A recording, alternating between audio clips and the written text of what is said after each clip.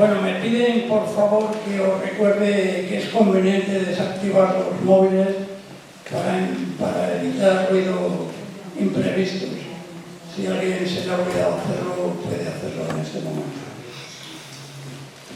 Bueno, voy a hacer una pequeña reflexión, dada la situación que vivimos en Cantabria, para rápidamente darle la palabra a Loreto y luego ver el documental, porque yo creo que lo interesante puede estar en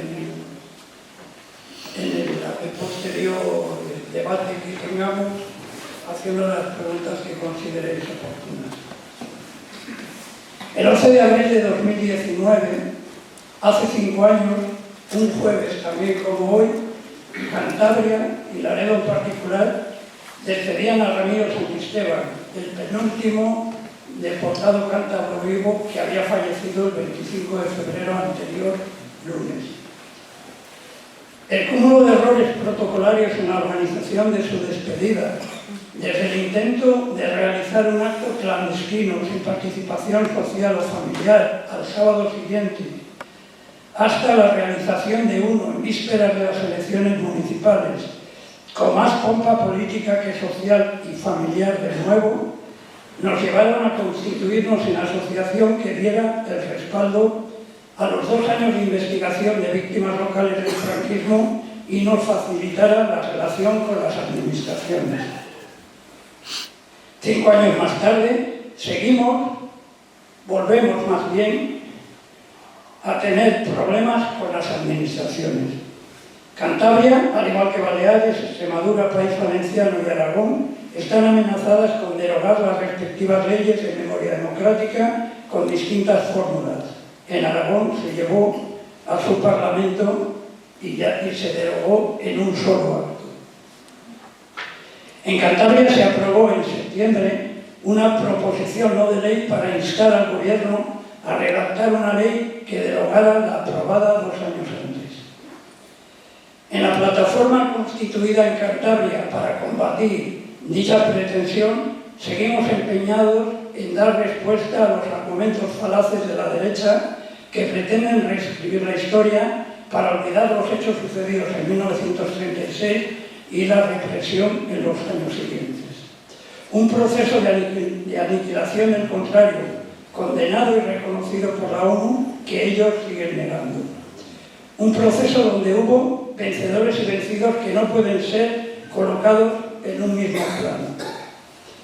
Seguimos realizando memoria, con mayúsculas, porque hay que seguir denunciando aquellos hechos. Y para hablar de memoria, hoy tenemos un nuevo acto que conjuga la presentación de un libro, Entre Llenas, y un documental basado en dicho libro, Urraca, cazador de rojos. Para ello contamos con la presencia entre nosotros de Loreto Urraca, nieta de uno de los victimarios del franquismo y, como ella misma descubrió a través de sus propias investigaciones, victimario también de la Gestapo para eliminar a judíos y líderes de la resistencia francesa, como ya había hecho con republicanos españoles.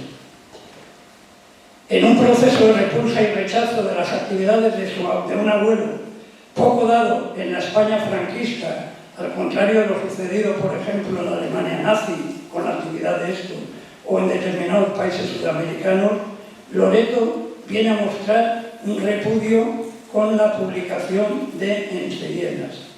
Para hablar de ello, le damos la palabra con una pregunta. Loreto, ¿cuesta mucho hacer este proceso de reflexión que culmine con el repudio del antepasado? Muchas gracias, José Luis. No sé si está activado. Muchas gracias, José Luis, y muchas gracias a todos vosotros por venir hoy aquí. Me preguntas que si ha sido dificultoso. Es un proceso penoso, sobre todo, también con dificultades, pero sí, es verdad que es difícil asumir mi condición de nieta de un victimario franquista que con su trabajo ha sido, que ha sido capaz de con su trabajo conducir a la muerte a otras personas simplemente porque no tiene sus mismas ideas. Bueno, no quiero entrar en detalles que vamos a ver inmediatamente en el documental y que después podéis hacerme todo tipo de preguntas que queráis, pero es verdad que lo supe tarde y la vergüenza que sentí al saberme eso, nieta de un victimario, fue lo que me generó una necesidad de desafiliarme, de desvincularme públicamente de este Pedro Urraca, y entonces tuve que investigar muchísimo, puesto que yo no sabía concretamente qué era lo que había hecho, y ahí fue donde descubrí no solamente toda la actividad policial de Pedro Urraca, y más adelante descubrí yo misma cómo también había sido un agente de la Gestapo y había contribuido a capturar judíos y resistentes, concretamente al líder de la resistencia, a Jean Moulin. Pero sobre todo lo que me llamaba la atención era estar descubriendo una parte de nuestra historia de España totalmente desconocida, porque en mi época de estudiante de aquellos temas no se hablaban, y descubrir las vidas de medio millón de personas que habían tenido que huir de España, dejándolo todo, abandonando realmente sus vidas para intentar construir una nueva, huyendo de la represión. Entonces me parecía tan injusto que más o menos yo estaba investigando pues 40 años pasados, los 40 años de la dictadura, y yo pensaba, ¿cómo es posible que todavía en España no se sepa nada de esto? Y veía la injusticia de lo que se había hecho contra los exiliados en aquella época, pero creía que era muy injusto también seguir manteniéndonos en esa ignorancia tan tremenda. Y eso fue lo que me motivó para divulgar.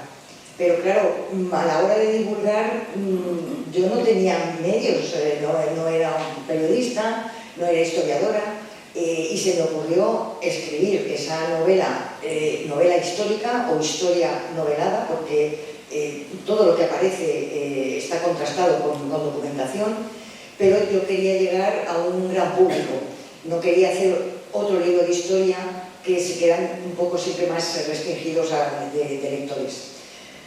Al principio lo que hice, como no sabía si iba a ser capaz de escribir aquella novela y luego publicarla, pues fue abrir una página web que se llama pedrourraca.info, los ojos de Franco en Francia, en donde fui colgando, tiene un motor de búsqueda concretamente, en donde todos los nombres que a mí me aparecían en los informes policiales que Pedro Urraca enviaba una vez por semana por la valija diplomática a Madrid, de su trabajo de persecución. Entonces, por lo menos, yo quería poner aquello en línea, que era una manera un poco de intentar reparar dentro de mis posibilidades pues todo aquel daño que había hecho Pedro Urraca. Y claro, la página web pues tardé mucho menos en montarla que lo que fue la escritura del libro y la publicación. Pero bueno, por lo menos sí que estaba ya aquello, y luego, unos años después, pues salió publicada la novela, que era realmente mi primer objetivo para yo terminar de desafiliarme, para quedarme tranquila y públicamente pues denunciar la actividad de Pedro Urraca, de paso que divulgaba la historia del exilio. Y luego esa parte de Pedro Urraca como colaborador de la Gestapo, que es una historia un poco complicada, pero él pudo abrir o facilitar a los nazis el camino para llegar a identificar y a localizar al que fue el líder de la resistencia francesa, de Jean Moulin, que murió a consecuencia de las torturas que le sometió la Gestapo. Y todo es simplemente por una mala casualidad de la vida de una mujer, de Antoinette de Sache, que es una judía que está alquilada en un apartamento que era propiedad de la suegra de Pedro Urraca, y que a su vez era también la compañera sentimental y la compañera en la resistencia de Pedro Urraca.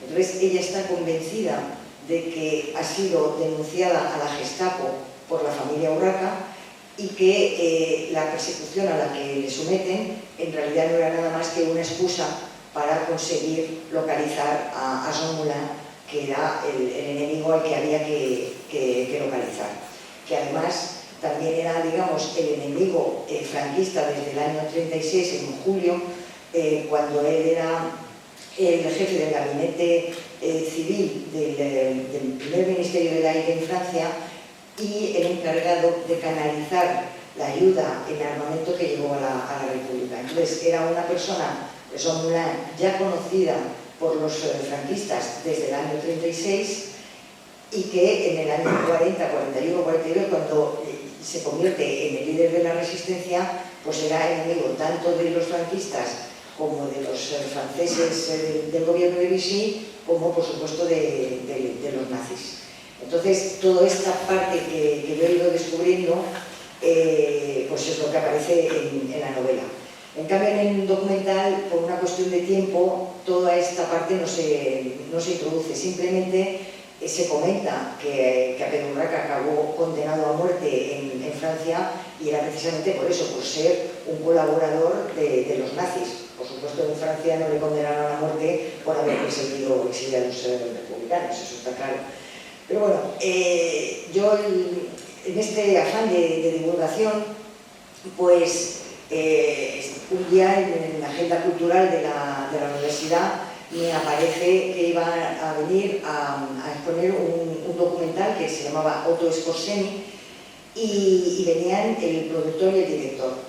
Y a mí el nombre de Otto Skorzeny, que es otro nazi que terminó viviendo en España, un refugiado, pues me había parecido, tenía cierta relación con Pedro Urraca. Por lo menos yo sabía que en algún momento sí que se habían conocido. Y yo fui a ver aquel documental con la curiosidad de a ver si hablaban o no de Pedro Urraca en el documental. Y bueno, no aparecía para nada, pero al final, como estaban el productor y el director, un poco como hoy, ¿no? Hubo una sesión de preguntas y al final del acto pues me atreví a acercarme a uno de los dos, yo no sabía quién era el productor o quién era el director, pero me atreví a acercarme a uno de los dos y le conté brevemente quién era y quién había sido Pedro Urraca y le entregué mi tarjeta. Y para mi sorpresa, pues un mes después o algo así, me llamaron y me dijeron, oye, pues sí que hemos sopesado un poco la posibilidad de hacer un documental y es una historia que es interesante.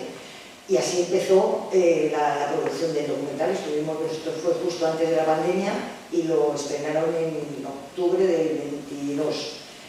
Y bueno, yo les estoy muy agradecida, pues primero por haberse interesado en la historia del exilio y de Pedro Urraca, también con el rigor documental e histórico con el que lo han trabajado y cómo se le presenta, pero también les estoy muy agradecida por la manera tan delicada que han sabido introducir mi propio proceso de desafiliación y las consecuencias que está trayendo esta publicación del libro y la promoción de la película, que de eso podremos hablar un poco más tarde. Dentro del propio documental aparece como yo, digamos, una consecuencia que para mí era totalmente inimaginable, que es encontrar a otras personas que están en mi misma situación. Así es que no me quiero alargar más porque creo que será más interesante luego a lo mejor el debate y podré responder a todas las preguntas que queráis. Así es que espero que dentro de la tristeza, digamos, o de lo duro que es la historia, pues que lo disfrutéis. Muchas gracias.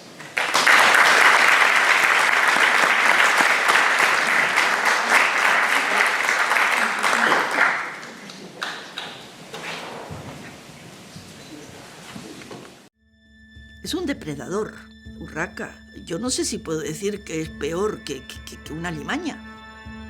No quiero usar la expresión mexicana, sino diría que era un hijo de su chingada madre.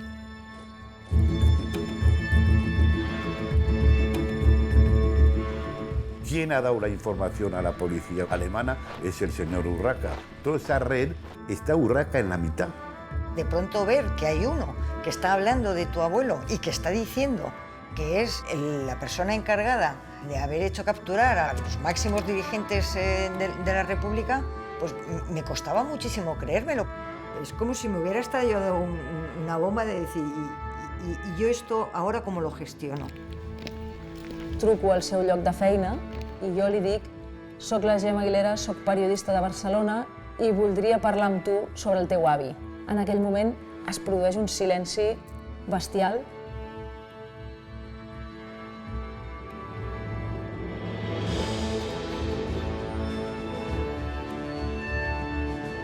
Tantos años en que esta historia se había ocultado porque al franquismo no le interesaba que se supiera. Muy poca gente ha hablado de esta historia. Señor Urraca, el espía de los espías.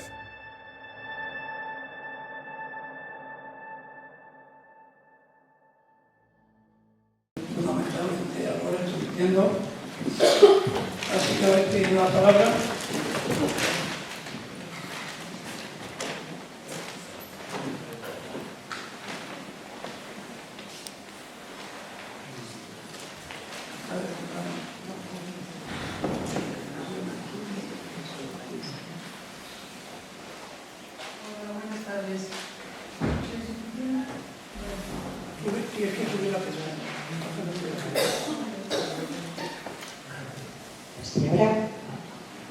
Buenas tardes. Bueno, yo quería preguntarle a Loreto, porque me parece muy interesante la historia de contacto con otros familiares de otros países que estaban en situación similar a la tuya. Esa historia que habéis llamado historias desobedientes, ese contacto con otras familias que bueno, ha sido terapéutico, yo creo, para vosotras y que me gustaría que hablaras de ello un poco. Gracias. Sí, muchas gracias por esa pregunta, porque es esta consecuencia para mí totalmente inesperada de la difusión de la novela, porque fue a través de una persona en Barcelona, un argentino, que conoció que existía este libro, lo envió a un colectivo que se llama Historias Desobedientes. Y un día recibo un mensaje de una persona que se presentaba como soy Analía Kalinek, hija desobediente de un genocida cumpliendo cadena perpetua por crímenes de lesa humanidad. Y a mí aquello me impactó muchísimo, porque ser capaz de verbalizar una cosa tan tremenda hay que ser muy valiente. Y Analía me invitaba. Bueno, me contaba que habían hecho un colectivo que se llama Historias Desobedientes, y el Desobedientes se debe a que en Argentina hubo una ley que se llamó de obediencia debida, con la cual muchos de aquellos militares consiguieron rebajar penas o incluso no llegar a ser juzgados. Y este colectivo surgió en el año 17, cuando hubo un intento de otra ley que se llamaba del 2x1, que significaba por 2 años de condena, 1 de cárcel, es decir, reducir a la mitad las penas. Y entonces, precisamente en ese momento, personas como Analía Kalinek y otras, sobre todo mujeres, se rebelaron contra la posibilidad de que sus propios padres, porque estamos hablando de padres, salieran de la cárcel. Y gracias a las redes empezaron a conocerse unas cuantas personas. Entonces hicieron este colectivo de Historias Desobedientes.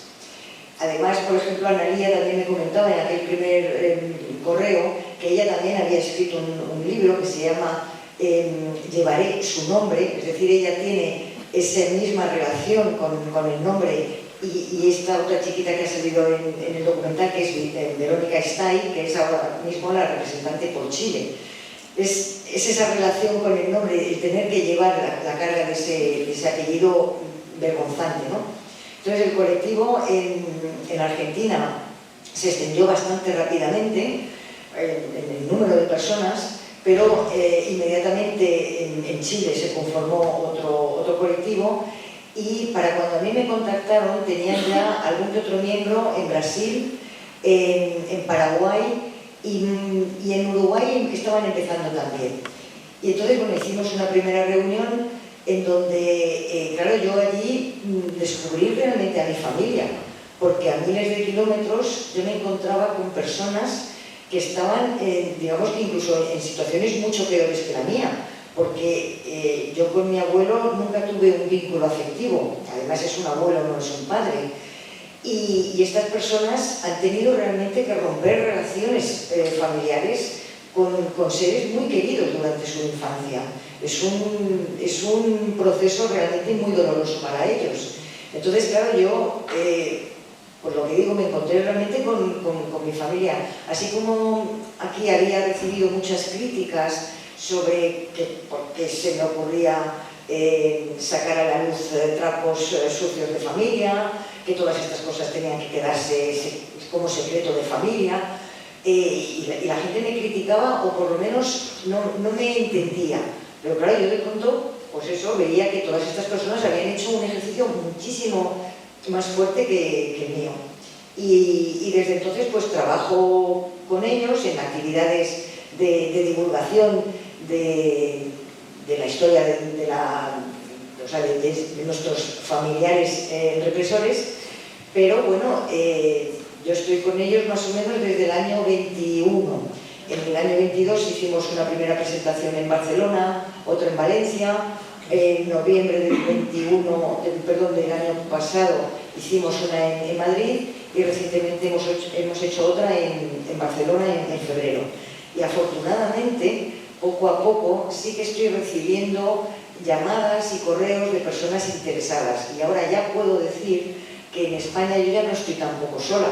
Ahora somos un grupito de personas que nos vemos en una misma situación, y bueno, pues yo espero que poco a poco, gracias a todas estas actividades de divulgación, el colectivo Historias Desobedientes en España pues vaya adquiriendo más número de personas. Gracias.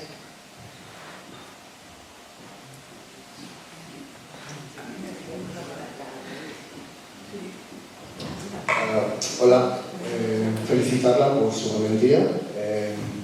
A ver si soy capaz de formular la pregunta. Usted habla de catarsis individual, personal, familiar, a través de un trauma.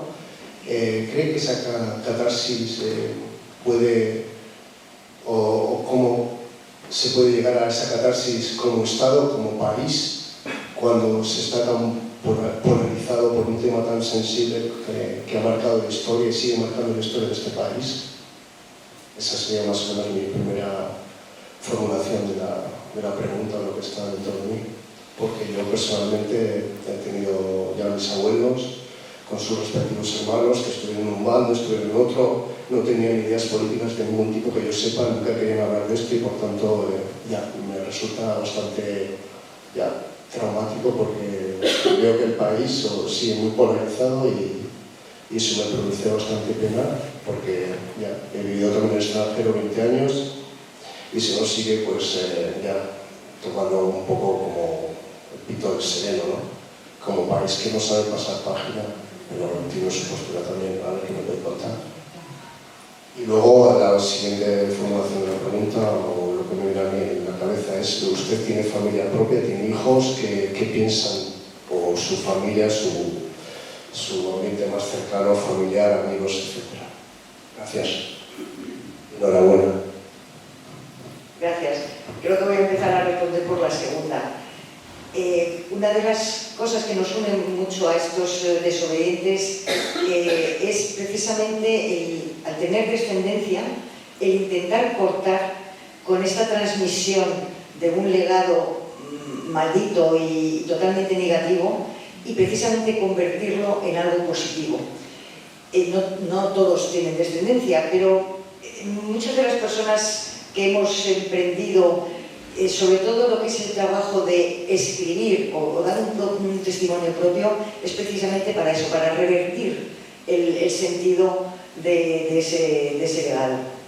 Y con respecto a la primera pregunta, pues efectivamente parece mentira que todavía no seamos capaces de hablar con normalidad de asuntos que pasaron hace muchos años, y que perdure esa polarización. Y a mí, creo que aquí hay como dos sentimientos. El sentimiento popular o de la población de a pie, que ve como más fácil el poder vivir y convivir sin un enfrentamiento tan claro, precisamente por esa mezcla que ya va surgiendo. O sea, es muy difícil ya en la generación de los bisnietos, por ejemplo, seguro que tienen antecesores que han estado luchando en los dos bandos.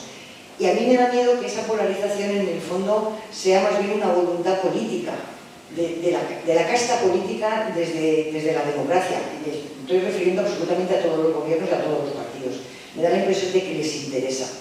Y eso es lo que me da miedo y me da pena, porque yo creo que a nivel de individuos seríamos capaces de realmente superar esos enfrentamientos entre nuestros familiares, como yo, por ejemplo, me he podido encontrar con la sobrina nieta de Luis Compans, y juntas hemos hecho una ofrenda floral en el sitio en donde se cree que se fusiló a Luis Compans. Entonces, si a nivel individual se puede hacer, ¿por qué no se va a poder hacer a nivel político? Pero gracias por la pregunta.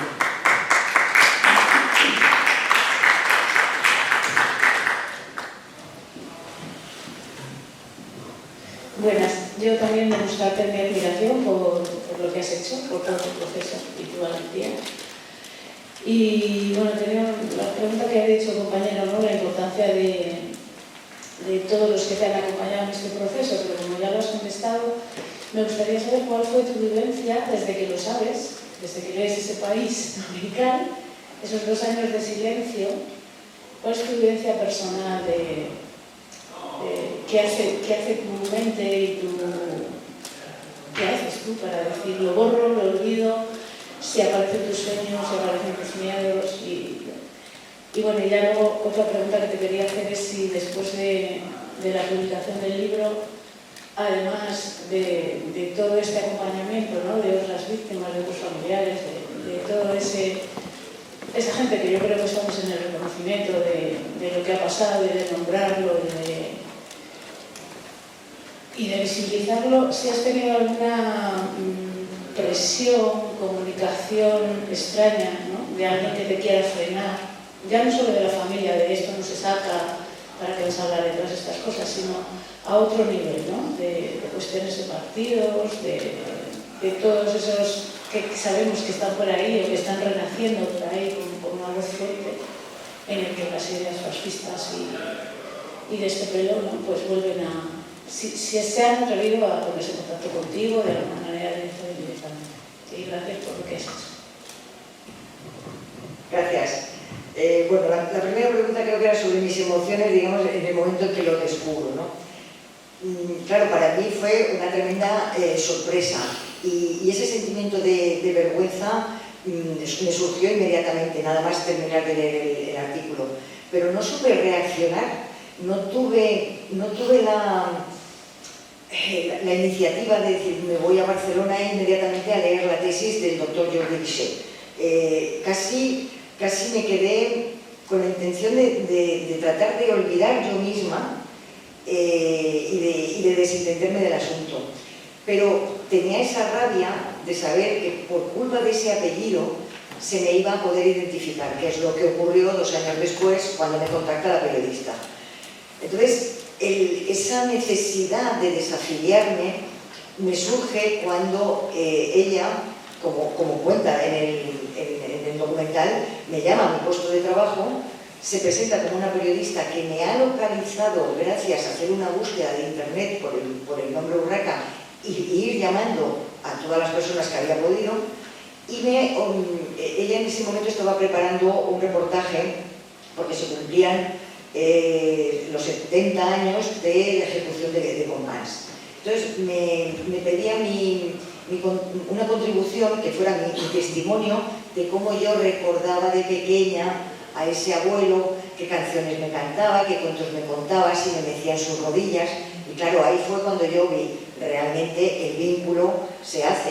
Todo el mundo tiende a pensar que una persona que tiene un abuelo pues le ha transmitido todas sus ideas. Entonces ahí fue lo que me generó esa necesidad de desafiliarme. Pero claro, ella me estaba dando la oportunidad precisamente de hacerlo participando en su reportaje. Y a partir de ahí fue cuando, digamos, que tomé conciencia de que cada vez con más personas vendrían a lo mejor a preguntarme cosas con toda legitimidad, porque querrían saber algo de sus familiares perseguidos. Y claro, como yo no sabía nada, lo único que sabía es que había una tesis en donde se hablaba pues eso, del exilio y de esa represión entre franquistas y los fascistas franceses o alemanes. Y claro, yo necesitaba saber mucho, tenía que saber más de lo que ya se sabía, y a partir de ahí fue cuando empecé a investigar. Eso fue lo que me impulsó realmente a salir de esa torre en la que yo hubiera preferido permanecer de ignorancia, pero claro, ya era imposible, tenía realmente que actuar. Me parece que me he extendido un poco más con lo de las emociones. La segunda pregunta, sí, que se había recibido, bueno, en el proceso de divulgación nada más de la novela, antes de realmente vincularme más con historias desobedientes, la verdad es que lo único que recibí fue críticas del estilo de lo de los trapos sucios y tal. Pero ahora tenemos una página web que se llama, una dirección de correo electrónico que es Historias Desobedientes España, y ahí sí que he recibido un par de correos, pues una persona que muy acaloradamente me decía que ella no tenía que pedir, que no se sentía que tenía que pedir perdón por lo que hubieran hecho sus parientes durante la guerra, porque aquí habían venido a poner orden y tal. Pero amenazas o críticas más duras no he recibido ninguna, afortunadamente. Gracias.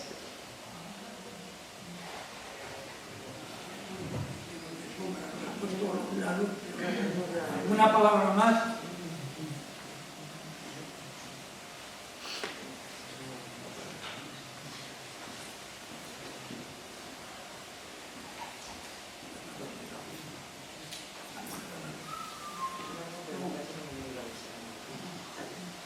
Pues, si no tenéis ninguna pregunta más por hacer, pues nada, agradeceros la presencia en este acto y contaros que el próximo acto que tenemos organizado para el 15 de junio es una mujer del mundo de la universidad que no ha escrito sobre memoria, sino que ha investigado y ha hecho memoria con la represión de las mujeres en León, conjuntamente con un compañero de trabajo, y es una de las pocas oportunidades que podemos tener de alguien del mundo de la universidad implicada en la búsqueda de víctimas, en este caso mujeres, que va a coincidir también, lo mismo que hoy, con el nacimiento o con la idea de nacer la asociación, va a coincidir con el 5º aniversario de nuestra presentación en público.